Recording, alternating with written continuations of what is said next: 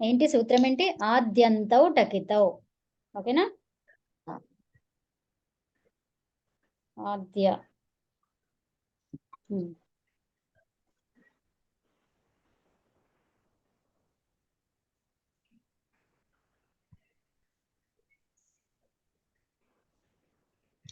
ఇక్కడ చూస్తే ఏమైతుంది? ఆది. అవునా? అంతవు. ఆది అంతమునందు. ఆది అంత అంటే ఇప్పుడు రెండు ఉన్నాయి. అవునా? అంతవు అంటే ఏమైంది? ఇక్కడ రెండు ఉన్నాయని చెప్తుంది. అవునా? ఆది అంత అనేది రెండు ఉన్నాయి. అవునా? అవునా? అవునండి. టకితౌ. టకితౌ అంటే ఏంటి? టకారము ఇత్తైనటువంటిది, కకారము ఇత్తైనటువంటిది. అర్థమైందా? టకారము ఇత్తైనటువంటిది, తర్వాత అకారము ఇత్తైనటువంటిది. ఇక్కడ టకారం ఇత్తయింది. టకారం ఇత్తైతే ఏమంటాం? టిత్ అంటాం. కకారం ఇత్తైతే కిత్ అంటాం. సో ఇప్పుడు ఏమంటున్నాడు? ఆదిలో టిత్, అంతములో కిత్. అర్థమైందా? ఇది ఆద్యంతౌ అనేది షష్ఠిలో ఉంది. షష్ఠి ద్వివచనం. అవునా? రామౌ. అవునా? సో ఆద్యంతౌ ఏమొస్తుంది అక్కడ? ద్వివచనం. సో రామయోహో లాగా అన్నమాట. ఓకే. సో రామయోహో ఆద్యంతౌ. ఆది అంతములో, ఆది అంతాలలో ఏం రావాలి? టిత్ కిత్ రావాలి. అర్థమైందా? అర్థమైంది. ఆద్యంతం టకిత్. యాక్చువల్గా ఆద్యంతం అనేది ప్రథమ ద్వివచనం కదా? ప్రథమ ద్వివచనం ఇది. ప్రథమ ద్వివచనం ఇది. అవునా? రామౌ, రామః, రామౌ, రామాః. ఆది అంతం రెండు ఉన్నాయి కాబట్టి ద్వివచనంలో చెప్పారు. ద్వివచనంలో చెప్పింది. ప్రథమ పురుష ప్రథమ విభక్తి ద్వివచనం. ఓకేనా? ప్రథమ విభక్తి ద్వివచనం అన్నమాట. సో ఇప్పుడు అది ప్రథమ ద్వివచనం. ఇది కూడా టకితవ్ అనేది కూడా ద్వివచనమే. ప్రథమ విభక్తి ద్వివచనం. సో ఇప్పుడు ఆదిలో టిత్, అంతానికి కిత్. అర్థమైందా? సో ఇప్పుడు అది చెప్పాడు. అంటే ఇప్పుడు టిత్ అనేది టకారం ఇత్తైనటువంటిది ఎక్కడ రావాలి? ఆదిలో. ఆది దేనికి ఆది మరి? ఇది ధాతువుకి. ధాతువుకి ఆదిలో. అర్థమైందా? అర్థమైంది. అంటే ఏధ్ ప్లస్ చెప్పండి ఇప్పుడు అది. ఆద్యంతో టకితవుతోనే ఈ ఆట్ అనేది ధాతువుకి ముందు వచ్చింది. అవునా? ఆట్ ఏద్. ఆట్ ఏధ్ తర్వాత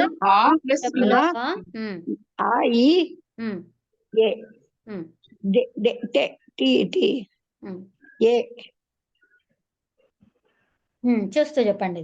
ఆటలో టకారం ఇత్తయింది కదండి. కాబట్టి ఇక్కడ ఆద్యంతవు టకితవు పనిచేస్తుంది. ఈ సూత్రంతో టకారం పోయింది కదండి. ప్లస్ ఆ తర్వాత ఐధే. అవునా? అర్థమైంది కదా? అయింది అర్థమైంది.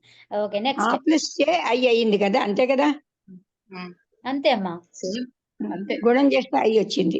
గుణం కాదు, వృద్ధి. వృద్ధి. ప్లస్ ఏ. ఈ ఏ అనేది ఏంటిది? ఇక్కువర్ణము. ఇక్కువర్ణమా? ఇక్కువర్ణానికి గుణం అయ్యింది అక్కడ. అవునా? ఇక్కువర్ణానికి గుణం అయితే ఏ వచ్చింది. తర్వాత ఇంకా గుణమైన తర్వాత ఇంకా ఇప్పుడు మళ్ళీ అచ్చు ఇక్కడ ఆ ఉంది కదా?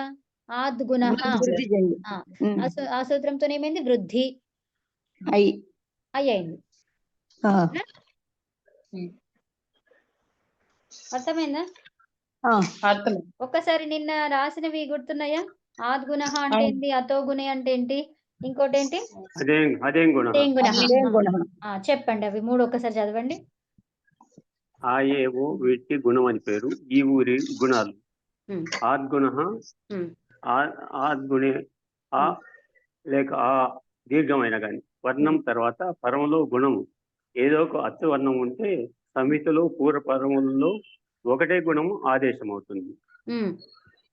అతో గుణి అపదాంత అకారం తర్వాత గుణాక్షరం ఉంటే సమితిలో పూర్వపరములలో పరరూపం ఏకాదేశం అవుతుంది.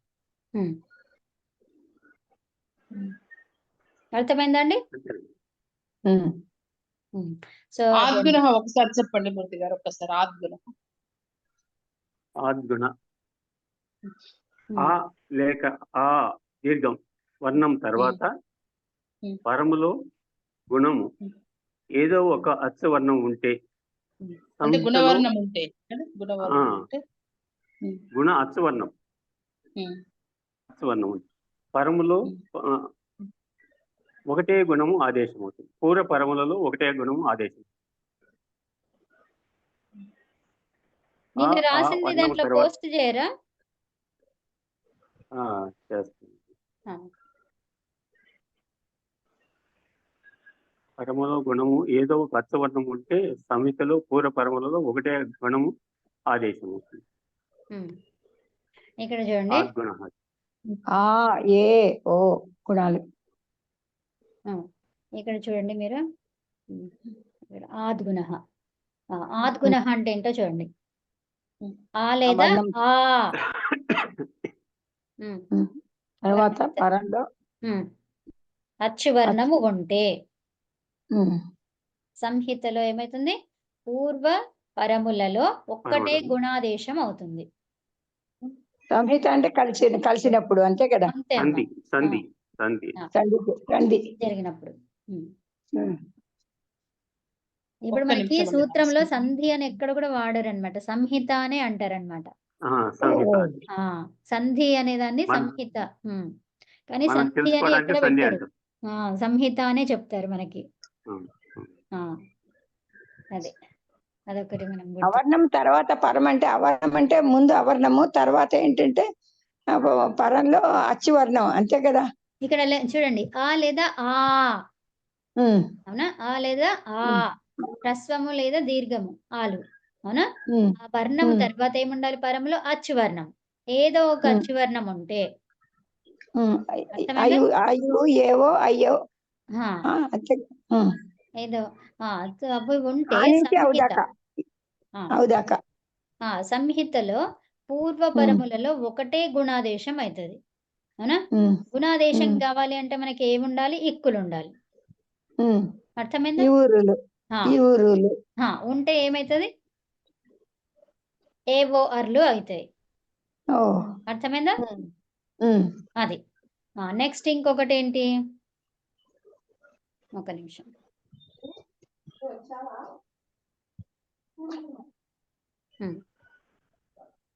అతోగుణే. అతోగుణే ఏమంటుంది? కనిపిస్తుందా మీకు? ఇది ఆద్గుణ ఇచ్చారు. ఓకే, అతోగుణే. ఇప్పుడు చూడండి,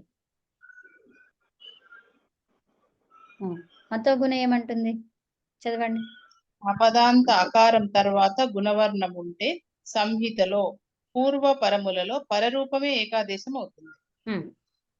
అపదాంత ఆకారం తర్వాత ఏమంటుంది ఇక్కడ? అతోగుణే అది అపదం అయి ఉండాలి, అంటే పదం కానిదై ఉండాలి. పదం కానిదై ఉండాలి. అప్పుడు ఏం కావాలి? అకారం తర్వాత ఉన్నటువంటి అకారం తర్వాత, పదం కానిది అకారం తర్వాత. అర్థమైందా? పదం కాని దానికి ఏముండాలి? అకారం ఉండాలి. దాని తర్వాత గుణవర్ణం ఉంటే, గుణవర్ణం అంటే ఇక్కడ ఏంటి మరి? ఏ ఓ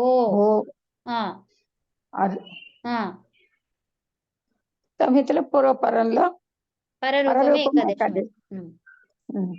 అర్థమైందా?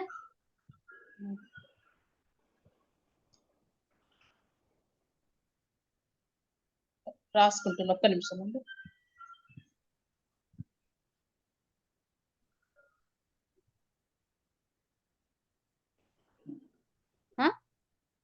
రాసుకుంటున్నా, ఒక్క నిమిషం. ఓకే.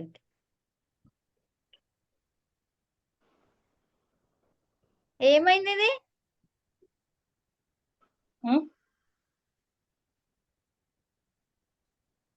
ఎక్కడ చూస్తున్నారు?